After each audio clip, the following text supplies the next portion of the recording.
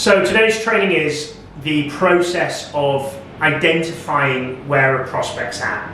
So Jordan Belfort talks about it, I'm sure there's tons of other people, Gary Vaynerchuk talks about it a lot, and that's not selling to people that are dead against working the way that you work or dead against recruiters. You know, yes, we want to try and convert and work with potentially different customers, but if someone's really just, let's say you're a fully retained search and they are really contingent and they're like, no, it won't work this, why waste your time on that type of prospect? So the first thing is identifying whether they are a no, a maybe, or a yes. Then we talk about average recruiters focus on reading off a script.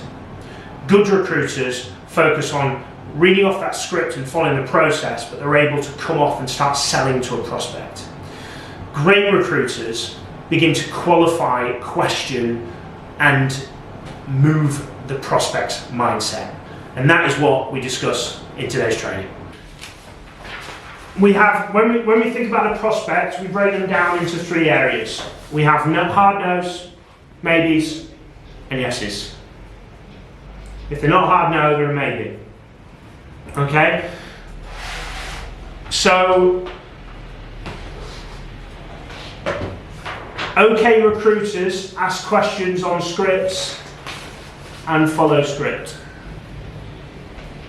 What's the reason for the vacancy, etc. Okay? Good recruiters start selling to a prospect. Great recruiters qualify prospects. There's a reason at the top of our vacancies that it says the first 4 questions. One of them is what's the reason for the vacancy, because that then thinks, okay, the prospect then thinks, standard question, okay, fine, bang, we're straight into urgency, pain, what have you done so far? Those questions do not bring value for the prospect. They only bring value for us because we are qualifying the prospect. We are not. We are understanding if we want to work on this search.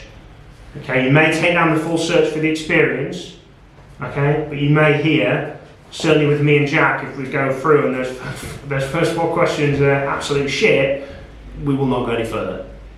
Okay, there is recordings on Trainable where you will hear me ask the first 4 questions, not ask any questions with regards to the search, and jump straight into terms and conditions. Because it may be that prospect has already indicated to me, we only work contingent, difficult search. Okay, we only work this way, we only work that way. There's a good example, I'm not going to mention company names, it's being recorded. One of them, I think, is on training. Alima works on the search, it's for a GM in London for a portfolio search, and then also recently I got a call about an IR role in a very small fund, and I took no details on the search, and I went straight into terms and said, look, this is how we work, this is how we operate, because it then saves time, but you might want to get that experience. So what's the difference? So we all can understand, I'm sure, asking only script questions and going through, obviously, as you would do in probably your first call, of just following that script implicitly. And if we think about, if we use the, thank God for Jordan Belfort in the straight line selling model, that is just complete straight line and we never come off. They ask us a question and we just keep going. Okay? So tell me about yourself. I can do once I've asked what's the reason for the vacancy. Alright? So we've then got selling to the prospect, which is telling them why they should work with us. Here, Mr. Prospect, you should work with us because we're fucking great. That's probably most recruiters in the recruitment industry. You then have qualifying a prospect and running through with them. Now, qualifying a prospect is getting them to think, asking them questions, challenging their thoughts. Okay? Before we go into that in a little bit more detail, yes, prospects, we sometimes don't need to challenge their thinking. We might need to just sell to them. We also may need to challenge their thinking. We might actually just need to ask questions on the sheet, and that's all we needed to do. And they said, yes, I'll sign your retainer, absolutely fine. Our pain and urgency is that damn high that I don't care. You could have been account ringing me this morning and I would have given you the search. Okay? When we've got a maybe, that's where you are then either selling or qualifying a prospect. I realise that's a little bit of an oxymoron, a bit of a contradiction. So when we're a yes maybe, we need to be selling. When we're maybes, we need to be selling to those individuals. Okay. And I'm going to explain what I mean by qualifying a prospect. When we are a no and we are a hard no, we can leave that prospect. We can what I regard as qualifying the prospect. I'm going to talk a little bit about how that's done, but we're not in it to sell retained searches to people that either do not have the power to say yes or no, or we can influence influencers, but they're just like, Alex will never work retained. Will never work retained. We've all seen the Jordan Belfort thing, sell me the pen, and Danny comes in, the guy that's cocksure and tries to have a go, and oh yeah, this pen's great, and writes on the wall, whatever. And then Danny comes in and goes, what's the reason you're in the market for a pen? Well, I'm not. Well, fuck off then, you're wasting my time. Right? No point selling to somebody that is straight there. Right, it's bang on the call. Yeah, we only paid 20%, we were contingent, and that's it. Okay, thank you very much for your time. We aren't the right firm for you. Oh shit, why? What? You ever been rejected and then thought, oh, I'm really interested in you now? I'm actually interested. So why would you not work at? Well, we don't work at those terms. Those are far too low for us. That's well below what we perceive as market. Well, that's what we see as market. Okay, great. I'm pleased that we're not at the bottom end of the market. Right? And then we reject that client. Or, as I should say, reject that prospect. We then got the option to sell to the prospect, which is telling them, raw selection is this, raw selection is that, I am this, I am that. It's usually talking about yourself or the firm. That is usually selling. When we're qualifying, we're making the prospect think. That is when we are getting them to consider a shift. If we think growth mindset versus fixed mindset, if you want to use that as an analogy, they are currently in a fixed mindset, and we're going to change that mindset. So instead of, you should work retained because we do X, Y, and Z, posing a question. I understand why you wouldn't want to pay an upfront retainer, Mr. Prospect. If I was in your situation, I wouldn't want to pay one either. However, let me ask you this question. If you were in my situation and you were a recruiter, where do you think the best recruiters would sit? In the place where they worked on a fee and success basis, where there's limited number or limited guarantee, the average in the industry, I'll tell you, it's 1 in 5, 1 in 6 placements. So that's for every 5 vacancies or 6 vacancies, searches, whatever you want to call them, they'll place one of them. Or you could work with an engage or retain search where they've got potentially 100% success rate, or they receive an upfront payment and therefore partner with that client. Now, I know where I work because that's why I work on the engage and retain. Where do you think the best recruiters would sit? And if they go, well, it's probably on contingent because they've got more chances to work with more clients, I'm not sure that the best possible people work unpaid. Because I can guarantee you from my experience that the best people that I come across, that I interview every single day, I can tell you the best people usually get paid the best. They have the best carry positions if you're in private equity. They have the best equity positions if they're in portfolio. They have the best track record. And none of these guys come for free. But how you want to operate is up to you. But I would recommend that maybe that's a thought process that goes on internally. Now, before we even asked that question, we could have asked, okay, is this a process, depending on who we're speaking to, is this a process within the firm, or is this your decision that you don't work retained? Well, it's my managing partner. Okay. We then want to understand, is this person on our team or on the no team? Because if they're a no and the managing partner's a no, we are wasting our time. That is an influencer that is not to be influenced. If they're a maybe, we might be able to get their managing partner to a maybe. Because we have, obviously, what we can sell is we have a refundable upfront deposit, X, Y, and Z. So, the question that needs to be asked when we've got a prospect as an influencer, I mean, Cosmos came up with one the other day. It was senior associate, and the guy was just, no, I have no power, no, I'm not saying anything, I'm not doing anything, and he was a hard no. So I jumped off the call and continued with my other things. So, but if you've got a maybe and they're like, but how do we understand if they're going to be a maybe? So we asked the question. So, aside from your managing partner's thoughts, you could ask a basic question of what's your feeling about how that affects the firm? That is in essence what the question we're looking to ask. How do you feel about how working contingent affects your hiring and getting quality people into the firm? If they then say no, then the answer is no. They're a no. Doesn't affect us at all. Contingent is fantastic. That's great. Well, and actually, you could then leave them with a message, and then we reject the client, reject the prospect. Look, it's probably not how we would work and how we would operate, but more than happy to keep in touch in the future. And if you do struggle, let us know. Okay? If they say, obviously, well, yeah, actually, do you know, it is a bit frustrating, we do really struggle with hiring, then we're thinking, right, what's the reason why the managing partner doesn't like retained? Well, it's because he's had bad experiences in the past. Okay, or what's your understanding of why the managing partner? Because we can't get them to speak for the managing partner or the founder or whoever it is, the decision maker, the head of talent. Well, they've worked with it before and they've been burned. What do you mean by burned? Well, we've had to pay big fees out and the search firm haven't delivered. Okay, and how much of, you can then ask questions of how does this affect you? What issues are you having?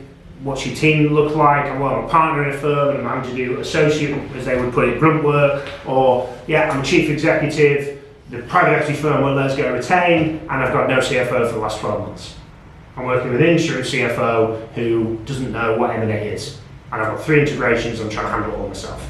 We then understand pain, we then understand problems, we then understand challenges, we're then able to position it. It's probably likely they just don't want to pay an upfront fee and get caught up in it.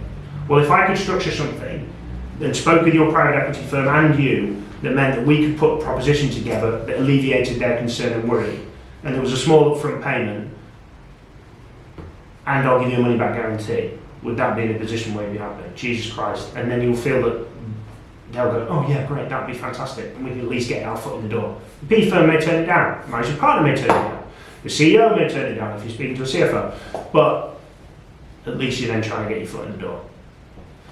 So that is what I did, and exactly what I just spoke to Ollie about, because I gave Ollie what I regard as the long-winded kind of answer of how I would answer it, and then he went and then tried to repeat it. What we need, and we're going to build this all out as here's an example, and build scripts on it, but as we go forward. But the mindset of this conversation is not about going into the detail of how you handle that conversation. It's about thinking, when I'm on the phone with a prospect, what are they? Okay?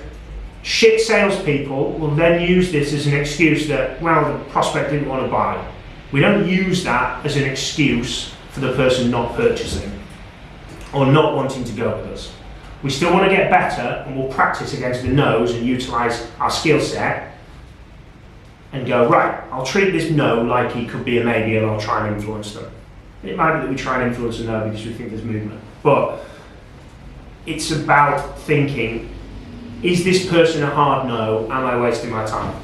Is this a maybe? Should I bring out my arsenal and start to sell this person? Is this person an absolute yes? And if they are a yes, good recruiters will then qualify and try and understand why they're not a maybe. Why are you so damn easy to sell to? Why are you going to sign a retainer on the first call we've ever had? Why would you do that? There must be something wrong with you. I've got a really good opportunity. It's going to cost you £60,000 as our average fee. Yep, no problem. Send me the paperwork, I'll sign it. Too easy. Okay? So, but if we focus on that maybe and that no, it's thinking when you're on the phone, next on the phone with a prospect, and you're starting to take a search down, you're starting to have a conversation, start to think about them rather than you. What question do you want to ask? No. Are they a no? Are they a maybe? Are they a yes? Conversation I had yesterday, the guy was already a hard no. So I took all of his bloody objections and I just laid them out in front of him. You've worked for True Partners, you've worked for some other firm, Camden Hill or something, you've worked for Spencer Stewart. I'm going to guess you've got a queue of executive search firms, all specialise in private equity, all that are as equally as proud about what they do and how they operate in your back pocket, and you probably don't need another one. And he was like, that is true. Okay, and you're not going to give me a search on your first call. Yes, that is correct. Because he's not, because he's head of talent and he used to be head of private equity search for true partners. So, my role and my job here is to try and win your business. Probably the best way you're going to tell me that is that I need to find you good candidates and I need to present them to you, because that's what everyone says. Yes, it is. Okay, as and when I come across superstar profiles, what profiles would you want to hear about?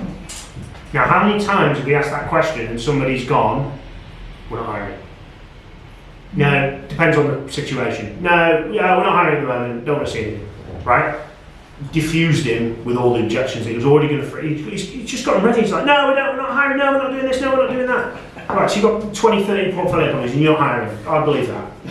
Right, you've got a firm with 20, 30 people and you're not looking to expand, you're not looking to do anything. Yeah, I can believe that. I diffused him already. Didn't get any searches on, didn't get anything of any measure. Turned out that the searches that he wants, that we want, they're different. But at least the diffusion happened because I knew this guy was a hard no. You can tell when you get on the phone with him. Hard no, there's no point me trying to then go, let's block and tackle, let's do it. It might be if you know, first few calls, well maybe not first few calls, first 100 calls, and you want to get experience, it's the right time. But it's understanding when you're on the phone, are they a no, are they a maybe, are they a yes? Okay, and that's what I want you guys to take away from this conversation. No, maybe, yes.